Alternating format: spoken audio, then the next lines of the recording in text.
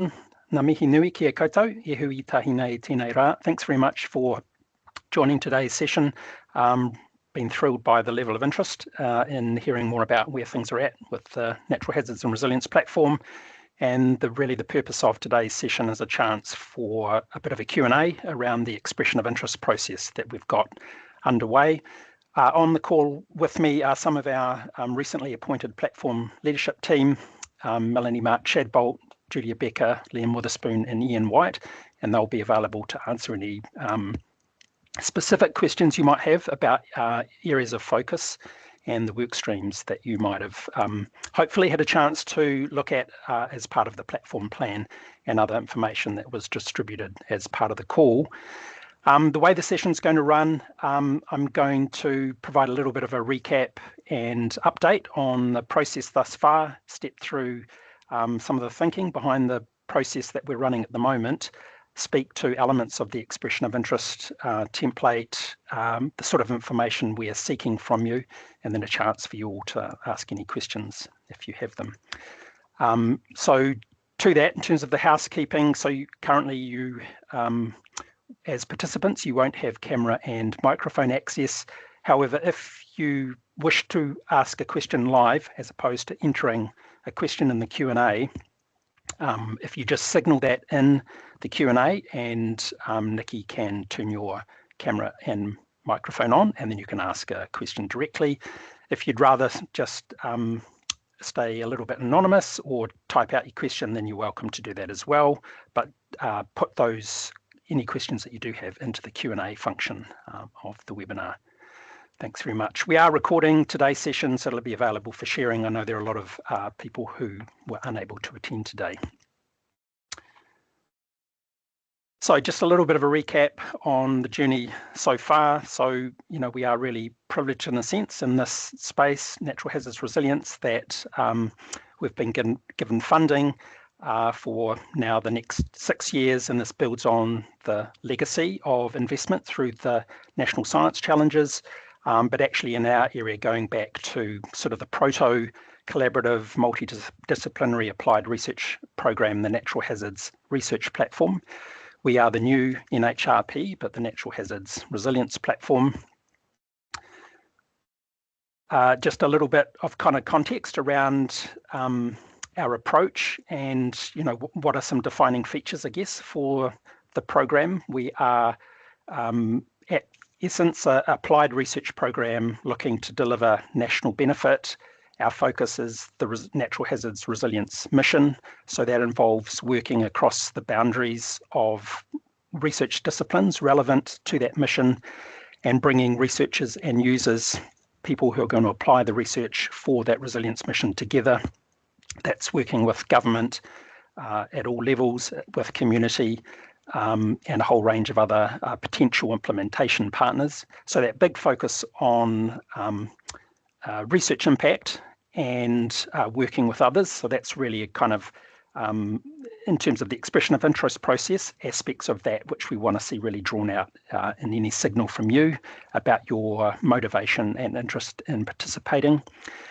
But beyond the knowledge creation, the research, the projects, and even its application, there's really a kind of a system-wide aspect to the approach taken with this platform that builds on the legacy of mission or purpose-driven research that we saw evolve through the National Science Challenges.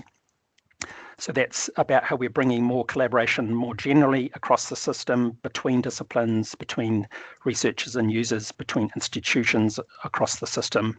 And there's a bunch of wider benefits that accrue through that approach. So a system uplift, if you like, in terms of capability. And that is another driver, I guess, for interest and excitement in being involved in one of these things. A specific element to that is a new requirement on this new platform from MB, the funder, and that is for us to mobilise and support the coordinated response of research science following damaging natural hazard events. So if you are funded through our program in the future and there's a large damaging natural hazard event, then you're potentially going to be called on to play some sort of role, and we can speak to that. slightly busier slide than I was anticipating, but just to give you a little bit of a sense of the work streams and the work that's been underway over the last wee while, back to really when things kicked off towards the tail end of 2024. So a bit over 12 months, I guess. Stuff associated with the wind down of the National Science Challenges that we were involved in, but early on trying to get some money out the door through our what we called capability retention funding, associated with some priorities identified by others, and the focus there was about continuity from the Resilience National Science Challenge for really key people and early career researchers in particular. In parallel with that, though, was a process of engagement with users and potential implementation partners around what are the goals here that we're looking to work towards. So what are the resilience mission goals? So that was a bunch of stuff prior to Christmas, end of 2024. Soon after that, we then used that framework, a bunch of national outcomes and intervention logic, for those that are familiar with that as a tool, really set the scene for identifying the areas of research focus. So which elements of research would support those national outcomes. And through that, the development of a platform plan. We had a number of calls for contributors to developing that plan, and that plan was approved at the end of April. Then we had a call for the leadership team, who have been recently appointed, and most recently, and just recently closed, a small amount of funding associated with a severe wind event, which we're just working through the allocation process at the moment. In parallel with that was some work undertaken to explore what the post-event function, post-event science coordination function looks like. So that gets us all to where we are now, and I guess the last couple of months working through how is it that we turn the platform plan, which is really quite a high-level strategy document, into contracted research. As you can imagine, myriad ways in which we could do that, and we've really taken some time as a leadership team to determine what we see as the core principles for openness, transparency, how we're balancing speed, I guess, and efficiency with the ability to bring new entrants into the program. For those who are less familiar, just a reminder about our core themes and cross-cutting and supporting programs, which we landed on, the twisted ribbon there in the diagram: living with risk, better resilience decisions, and next generation risk assessment. Supporting those core science themes, our Vision Mātauranga program, He Waka Manawa Roa, and a capability area, data and enabling technology. Sitting around that diagram are what we're calling our enabling functions. Those are the mechanisms by which we're taking the science, the knowledge, and the partnerships to generate impact and support the capability lift. Talked about the post-event science coordination, which is underway. Knowledge mobilization is really the mechanisms by which we're supporting translation, science communication, outreach, and engagement to get uptake and application. The research alliancing function is about how we are supporting enhanced collaboration or cooperation across the multiple programs in this area, recognising we are one of many, but we have a mandate from MB to provide some sort of stewardship, I guess, across the system to support defragmentation for users in particular. And then the Catalyst Hub is really a concept around how we might support innovation for particular needs and mobilise capability in that regard. And we can talk in more detail about that. But just a reminder around our amazing leadership team. It's great to have them finally appointed. And we're just kind of working through the steps of the next phases of implementation, if you like.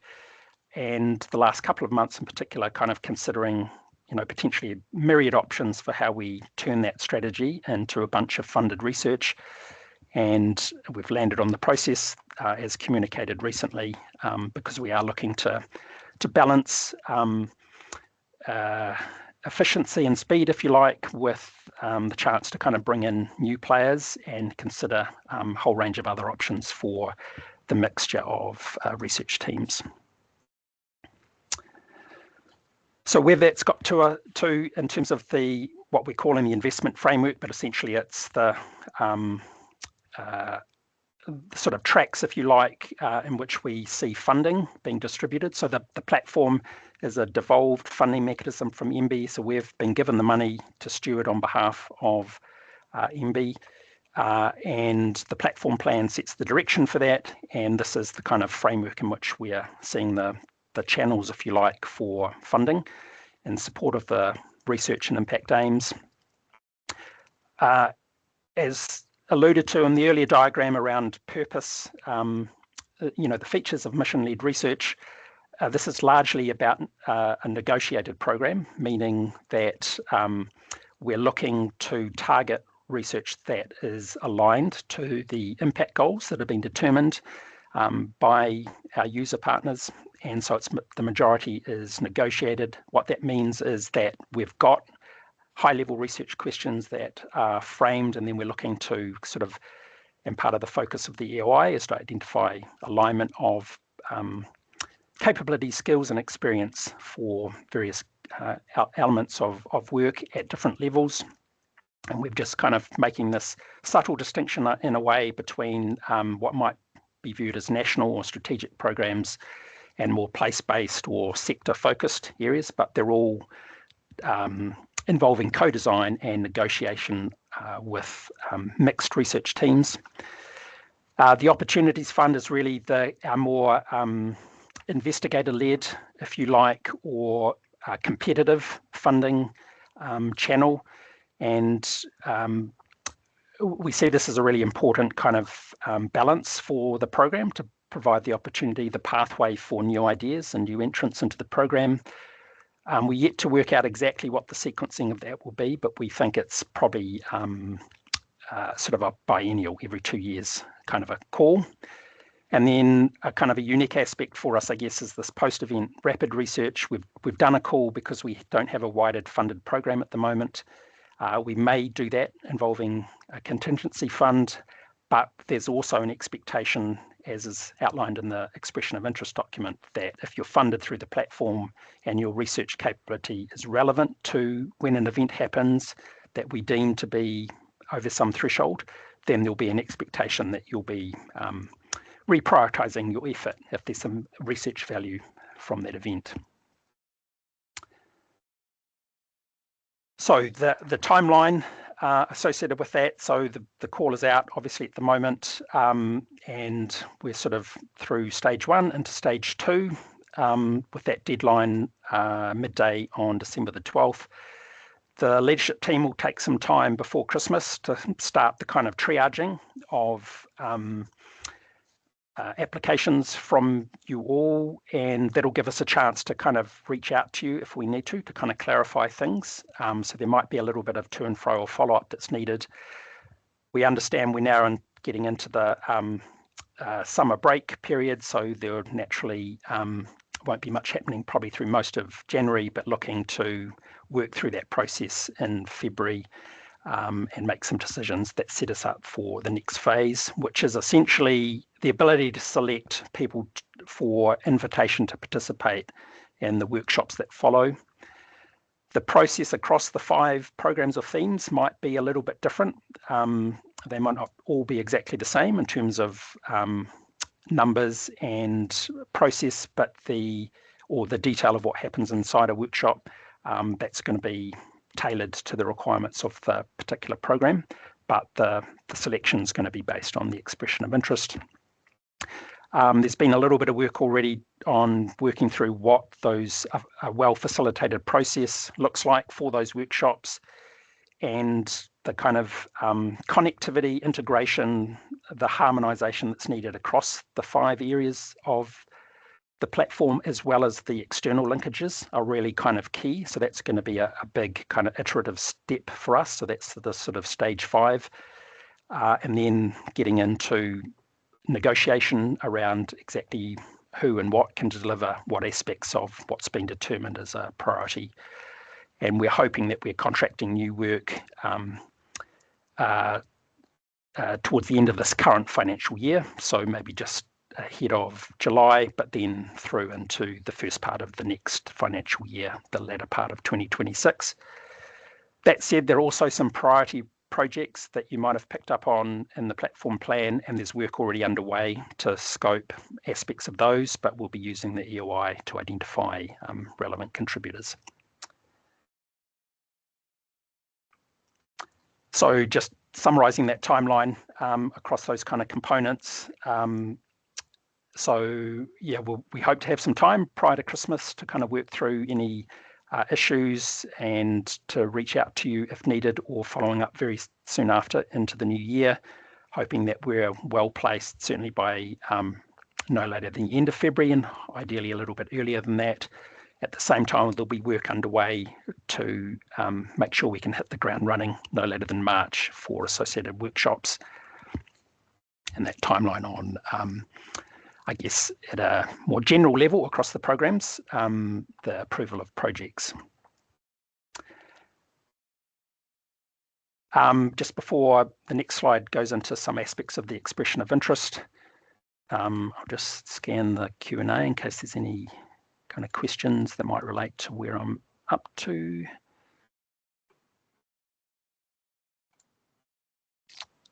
Thanks for that question, Daniel. I'll come back to that.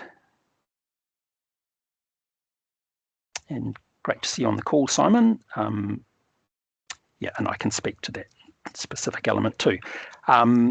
So the point I was going to make here is that this isn't a one-off process in terms of the funding of research. We are looking to this EOI to cast the net reasonably wide, including with our implementation partners, to get a sense of the relevant community for participation. But we see more than just the funding allocation that will take place early in 2026. We expect projects to range sort of between 1 and 3 years mostly, but there might be some 5-year projects as well. We're also going to be supporting student funding, and we're looking at doing combined coordinated calls with other research programs. Probably earliest in that process might be with Quake Core, but that's all to be determined in detail. And certainly there would be further investment probably at the 3-year mark into this program, as well as the contestable or competitive opportunities fund on some sort of 2-yearly cycle. So yeah, probably another expression of interest ahead of the process to make sure we do capture new entrants into the program, but certainly further funding beyond 3 years from 2026. So for the last 3 years of the program, essentially. Hope that made sense. It always feels like you're talking into the void in one of these things. So yeah, hopefully you've had a chance to scan the document, and the team can respond to any kind of particular issues you might have with the form or format. But the kind of sections speak to, I hope, the central or sort of key elements really that we're trying to understand about you and your motivation and alignment to both the kaupapa, the ways of working, as well as the research and impact focus for the program. We don't want CVs, so just the form, and depending how grumpy we are before Christmas, we might even bin the ones that come in with CV, but we'll certainly be stripping them out as part of the process, because we're anticipating quite a high demand, a high level of interest from the program. So those sections really set the framework for this sort of evaluation. We haven't worked out exactly yet what our weightings are going to be, but it's going to be based on probably these criterion that linked to the framework of the expression of interest. So that big focus on impact orientation, working really well with others across disciplines, working across boundaries, connectivity in the system, and understanding of Te Ao Māori and its relevance to the resilience research. So anything you can do in the expression of interest to speak to those aspects. Just before going to those questions, just wanted to kind of round it out with the platform is more than just, if you like, a funding mechanism. So part of the wider benefits is the creation of a network, a community of interest around, what is clearly a critical mission for New Zealand around natural hazards resilience. So there will be a number of ways in which you can participate and deemed to be part of the platform, beyond having funded work or having a student or being connected to a program in some way. So both the design processes, which will be getting to that next phase early in 2026, but we're also through our kind of system stewardship, if you like, looking to convene and facilitate the bringing together of groups across the system in a variety of ways. So opportunities to participate in those sorts of processes. We'll be having our own researcher and sort of symposium events on some cycle, probably researcher focused on certainly an annual basis. Stuff we are carrying through from the Resilience National Science Challenge in terms of how we're supporting earlier career and student researchers in particular, being a critical capability element, if you like, for how we're delivering the platform or seek to deliver the platform, and working with others in the system, especially university-based programs that are supporting students as well as those future funding rounds. So I might just scan some of these questions and see if I can answer them. And if any of the members of the platform leadership team wanted to chip in with anything, I can speak to Simon's question. So the connection with local government emergency management has kind of been central to the design, really, of the platform. That engagement and connectivity is happening in a number of ways and levels. So through government agencies with interests, including the National Emergency Management Agency, NEMA, Ministry for the Environment, Natural Hazards Commission, Department of Prime Minister and Cabinet, have been the most active in the process. We're connecting with local government in a couple of different ways, mostly through peak bodies, so Te Uru Kahika, the Regional Council cooperative group, but also things like ASAP, the Aotearoa Society for Adaptation Professionals, and their predecessor. We've also had direct connection at the kind of council level, district and city council level, associated with some specific parts of the design, and really keen to maintain and build on that connectivity for both defining the research aims, but also those pathways to impact. Just scanning Daniel's question again. So yeah, very much building on the evolving practice around this. So it's not just a tick box exercise in terms of impact. Impact really is at the heart of the approach that we're taking. We have to do excellent science as well, but we're setting the context for the focus of the work based on these outcome or impact areas that have been defined by our user partners, and that really sets from the top down in a way the areas of research focus. It's an evolving practice, I guess, around how we will be tracking contribution and attribution to that impact, so the work we're doing and how it's being implied in various ways. And part of the work we do, I guess, there's some opportunities through our learning from events function, if you like, to kind of build on that practice as well. So yeah, very much embedded and central to the way that we're looking to operate. Danielle?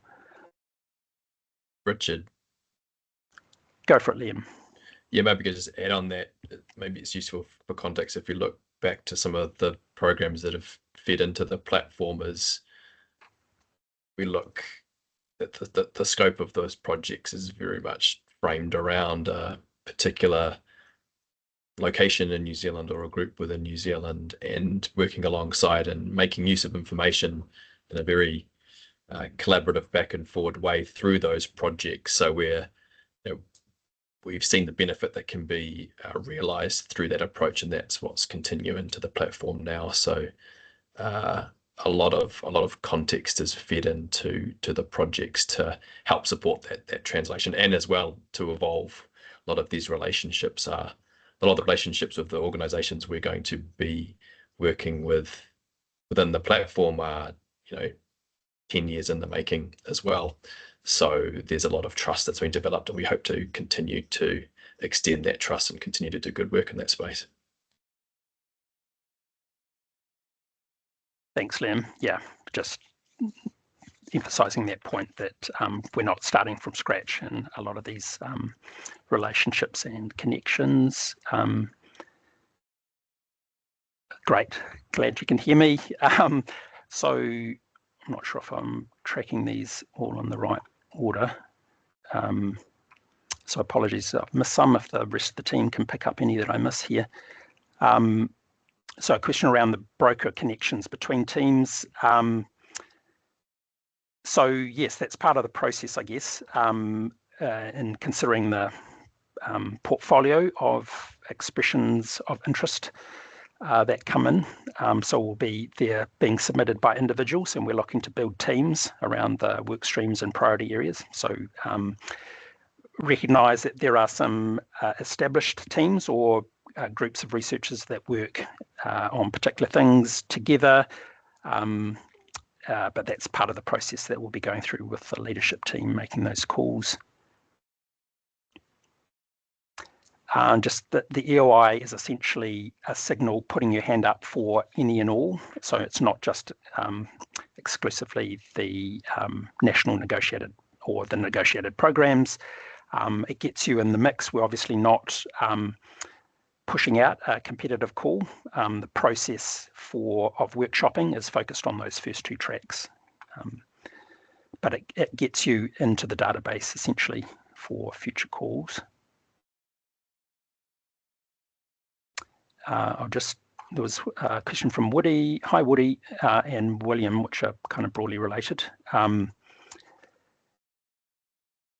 Just if I understand, William, your question, part of the work we've been doing is trying to understand the boundary between what MB expect of us as a research program versus what we know of the wider science and technical requirements that are demanded of all of us with different hats on, I guess, in especially big and drawn out responses. So where we're trying to draw that line is that we are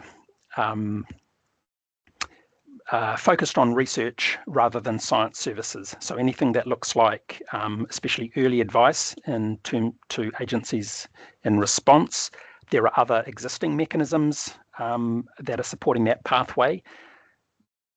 With a long drawn out event, that interface probably becomes a little bit blurrier, and so that'll be something that we're kind of actively monitoring and managing. But our focus is really around the research opportunity, perishable data collection, informing later recovery, if you like, or recovery in a drawn out event, and what are the lessons for future resilience or risk reduction ahead of the next event, essentially.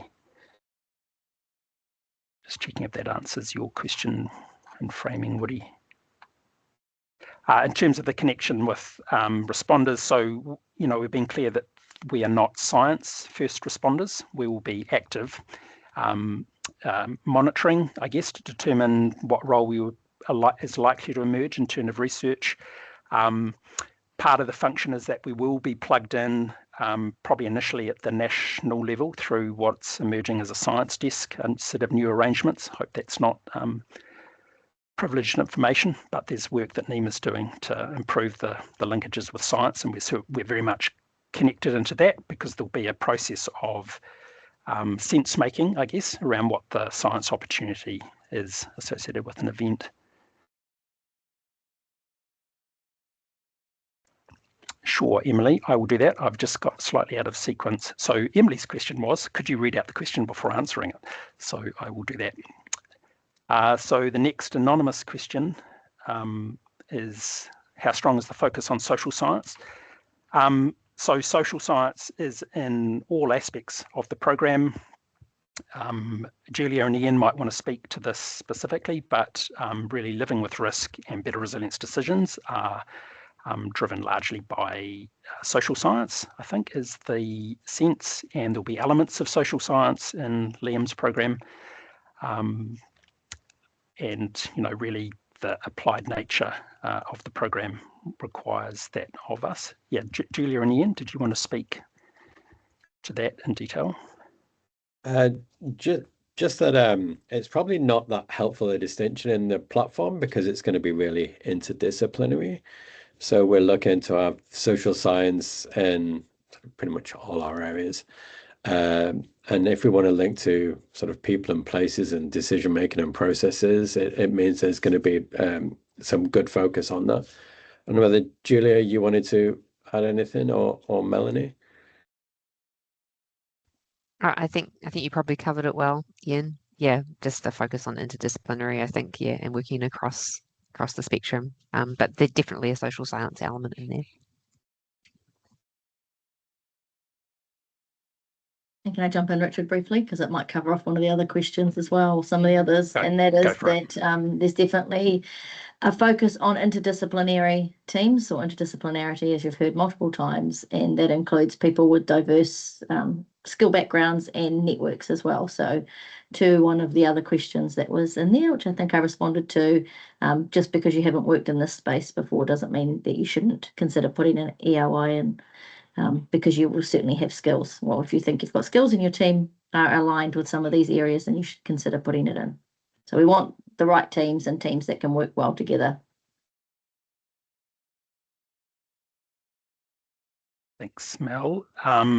Just a question from Jan around whether it's possible to indicate future research interests in the EOI, and Mel's responded to that in terms of, it's about the individual's capability rather than any sort of particular project pitch. Georgina's asked a question around involving community groups, capability uplift as another partner alongside government, academia. Yes, absolutely. So that is a big, I guess, a focus for track 2, if you like, and us considering the areas of focus for those longer term programs, and has been, I think, a thread through the National Science Challenges, which we're looking to continue to support.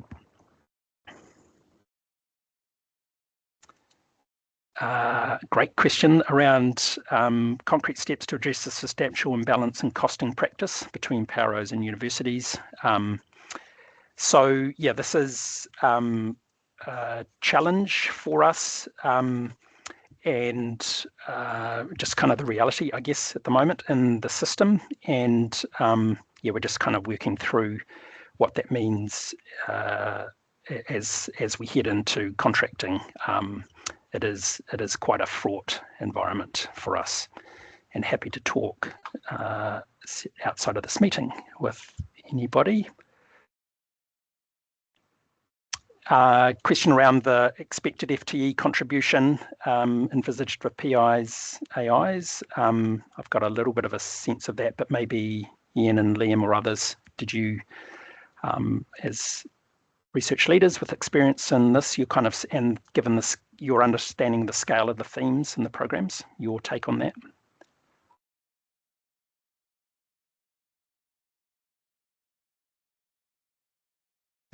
I think this is one of the things we're still working through a little bit. I think it's fair to say we'll get when we see the EOIs and when they come in and we have a look at what budget we've got to play with and how we can distribute that, I think we'll have a better idea on that early next year.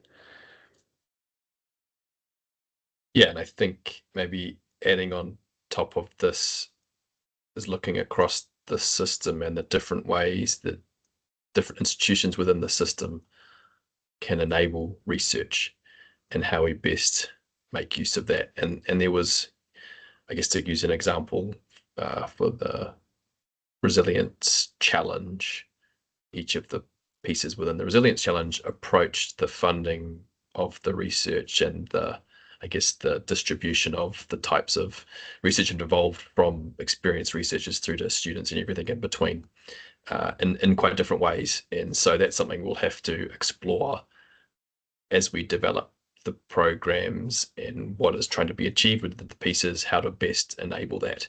And that will mean that the way we then look at the ways to fund those will vary too. And so, yeah, as Ian mentioned, that's a bit of a work in progress to see how we balance that across what's needed. Great, thanks both. Yeah, and maybe there are a couple of questions in relation to definition and what we're seeking from the PI and AI definitions, I guess. Others, we do have a definition in the EOI, I think. But yeah, interested in you as program leaders, how useful you'll find it if people are ticking both, I guess, without sort of a signal of their level of interest in leadership aspects. Yeah, I think as one of the points mentioned, until the detail of the project evolves, it may be difficult to see where you sit. But I think if you have an enthusiasm to tick both, as we then see what that looks like, I think that's fine from my side. I think we've sort of had that approach in the other sort of EOI for the extreme weather event, where you've identified different areas. And so once you are in the mix and once things evolve, then you're in the mix, and then we can work out where you best sit to support the outcomes of the platform. I think just one other point on the PI AI question. I think the idea is that AI is, we can use that as a way for capability development for next generation of researchers as well, give them an insight into sort of budgets, contracts, all that kind of thing. Whereas a PI might be more experienced researcher, not exclusively so, but that was part of the thinking. So if we put that in, we've got a better chance of building in opportunities for ECRs to get good experience. Right, thanks both. I think I'm almost cleared the backlog. Nikki's answered a question there on definition for early career. And there's a question from Alison around compensating people for their time in Wānanga.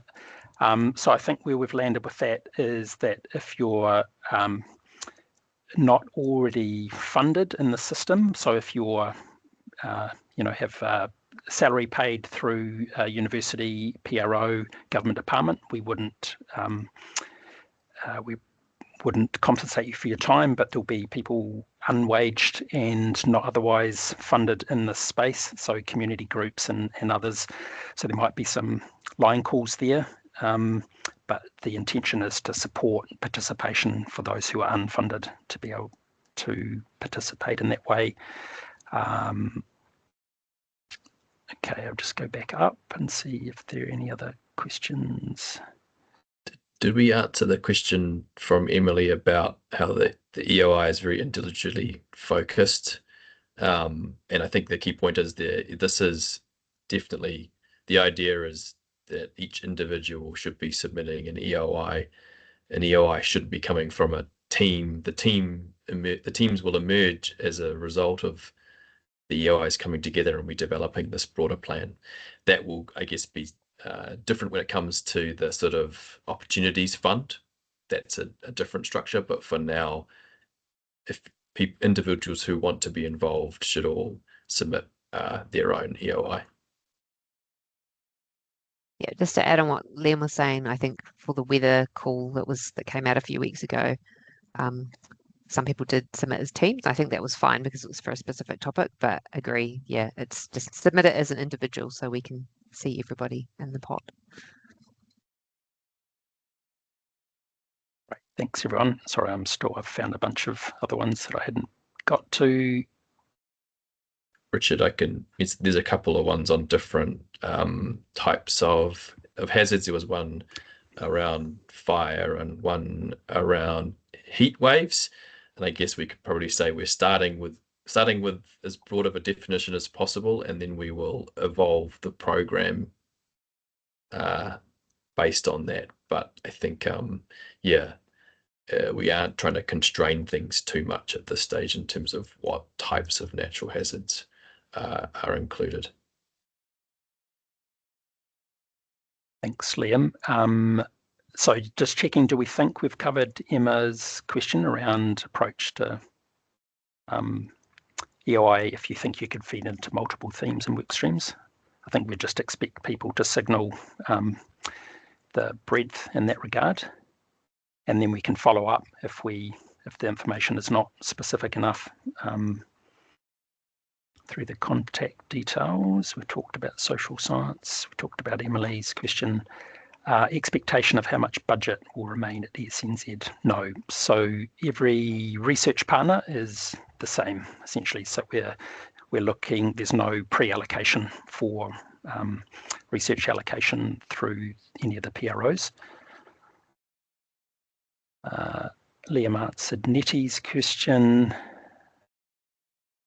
Is there another question here on kind of the extent to which it's open beyond research, so planners, technical staff. So yes, we've tried to design the expression of interest around that broader participation, so not just, don't like to use the terms just, not only researchers, but potentially contributors as users, and that may or may not be part of the team. So we're looking to see the whole context. Just reading Georgina's question, typical same everyday hazards, looking at corporate less familiar. Yeah, so as Liam said, there are some boundaries that MB have set, but there's some flex there, and especially when it comes to the kind of the intersecting consequences, the impacts end of all of these things. So there will certainly be research in, well, across all the themes in which there may well be, a hazard element which doesn't have a particular focus in the modelling side, for instance, if that makes sense. So one example there is space weather has emerged as the hazard du jour. We're not going to be studying, we don't have the resources to deal with the kind of physics end of those challenges, but there is a big crossover in terms of impact in community and infrastructure and the management challenges, I guess, of that risk. So there's likely to be lots of crossover in actually how we understand and manage risk and build resilience. Question around continuing earlier RNC research outputs. If you're funded RNC, you should have completed all of your research by now. I'll take that question to mean, I guess emerging opportunities. Always happy to have a conversation and find out what those might be. And I know we've been, as part of the closeout and because of delays with COVID, there will actually be a little bit of a tail of probably student-led projects. So yeah, get in touch if there's something specific there. Hard to know from the anonymity in the post. Richard, there's a question here from Leon. How does the platform envisage industry principal investigations contributing to developing and implementing tools that connect research outputs to real-time critical and municipal infrastructure, such as through the Data and Enabling Technologies program? I can have a go. I think it's at that interface between, I guess, research and implementation. It will, I guess, depend on what those tools are developing. Is it the translation into implementation? I think it's something that there are tools that are being developed along those sorts of lines. But I guess it will be the balance between what's been done more broadly that's opened for use versus something that might be more bespoke and internal for use. There might be a bit of a crossover between, I guess, where research starts and I guess consulting project begins. But I think that's often quite a blurred line, and I think we would be interested in understanding and exploring. And then, I think there's funding within the platform, but we're also always looking to identify leveraged and aligned funding. So there may be a way that with those two things combined, that those can be enabled. But again, it would depend quite a lot on the character of that infrastructure. The organizations that look after and manage may change the way that is implemented. Right, thanks, Liam. Just checking with the rest of the team, I think we've answered Ben's question around the approach of a single EOI or across multiple institutions or individuals submitting. I think our preference is individuals, but a signal of who you're working with so we can see what that team looks like is the way we've designed it. Looking for nods from the team. Yep, cool.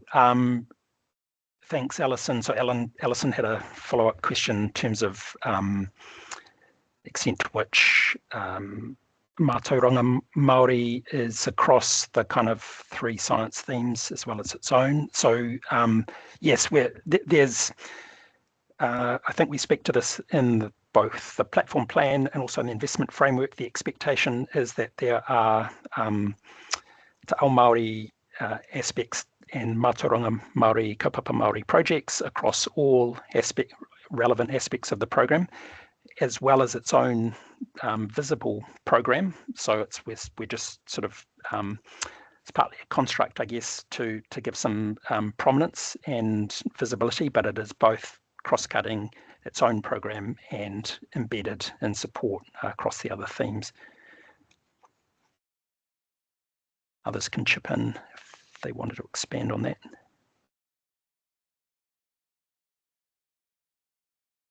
Anonymous question about people will not be compensated for their time and participation. I think, apologies if I wasn't clear, if you're already funded in the system through an institution, then we wouldn't expect to pay for your time. If you don't have funding and you've been selected to participate, so if you're a community group that doesn't have otherwise research funding or other funding that supports your involvement, then we would be looking to those cases to support participation to some level.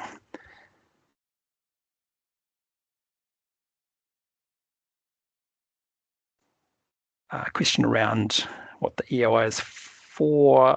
So I think if you click on the form, you'll get a sense of what's involved. I guess a chance to emphasize the message here that we don't want you to kind of, we're trying to kind of balance the level of detail and the time and effort required. We, part of the trade-off here and the approach we've taken is that one other option is that we had a relatively open workshop process, potentially hundreds of people participating across themes, and then dealing with kind of managing expectations of ultimately how many people would be funded out of the end of that. This process is kind of taking that wider pool and thinking about selection into workshops. So we're trying to kind of keep the transaction costs for you all as low as possible.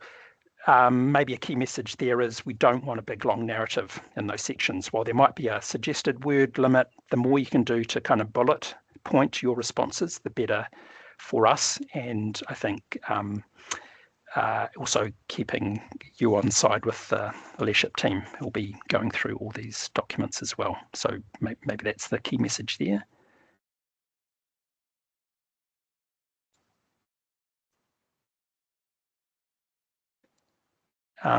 Lydia, I will just have a look at those sections. I'm not quite sure I understand the question. Maybe others could jump in while I'm looking at that.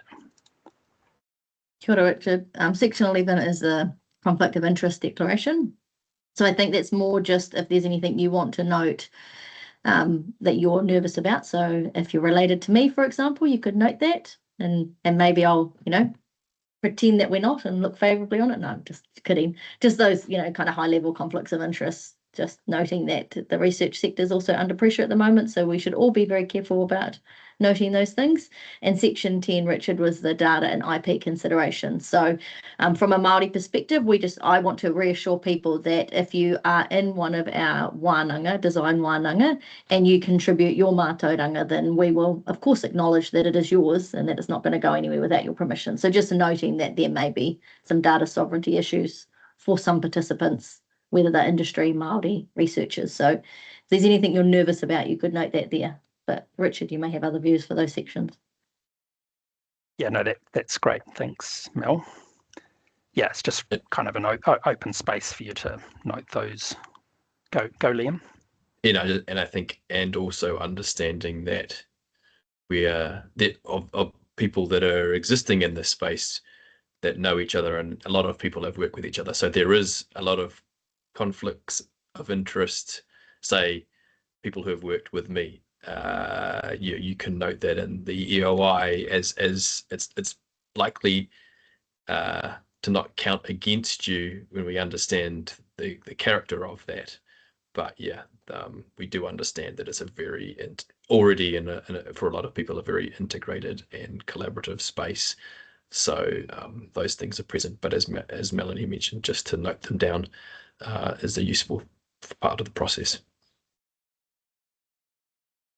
Right, thanks, Liam. Yeah, maybe just, the multiple EOIs thing is probably a slightly confusing example, but it's more about your connections to others.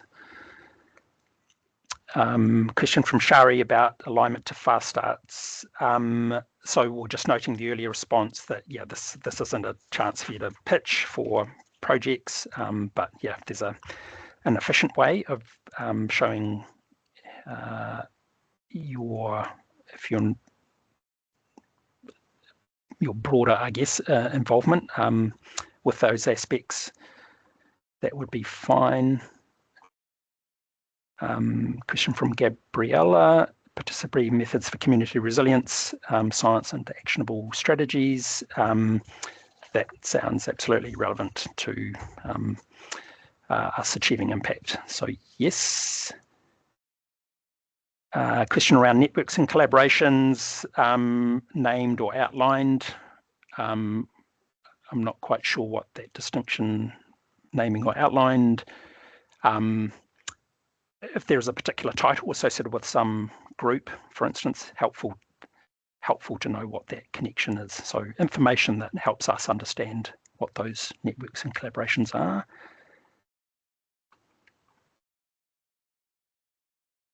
Richard, there's a mention about paid positions and time, and again, I think it links to those employed in industry who have paid positions but limited time to contribute without paid time, should they put in an EOI? I think, as I said, we're cutting across the broadest definition of researchers that we can think of in this space. We're not trying to eliminate opportunities, and we then have to work out how we can make things happen within the constraints of each person's different situations. Maybe not directly linked to this, but I can give an example that I've been going to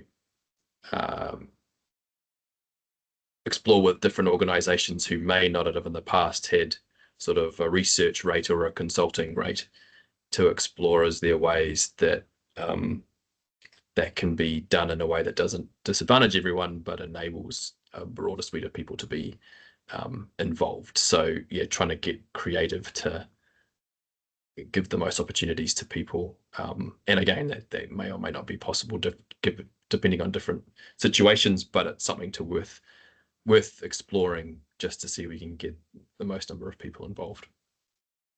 Just a quick point on that industry partners is just this is just the first opportunity to get involved. We know that when we put workshops together, there might be significant sectors who are really crucial partners that we will need to engage with. And then in the negotiated aspects as well, if it's related to a sector, we really want to make sure that our research has an impact. I think so. We're going to be trying to engage with you throughout, so there'll be multiple chances to get engaged.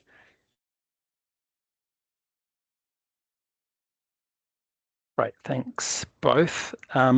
Yeah, conscious we're running down the clock now. I think there is just one more question. Others are comments. Thanks for the input from you all. So there's a question around criteria for a researcher who is non-Māori to be part of Vision Mātauranga theme.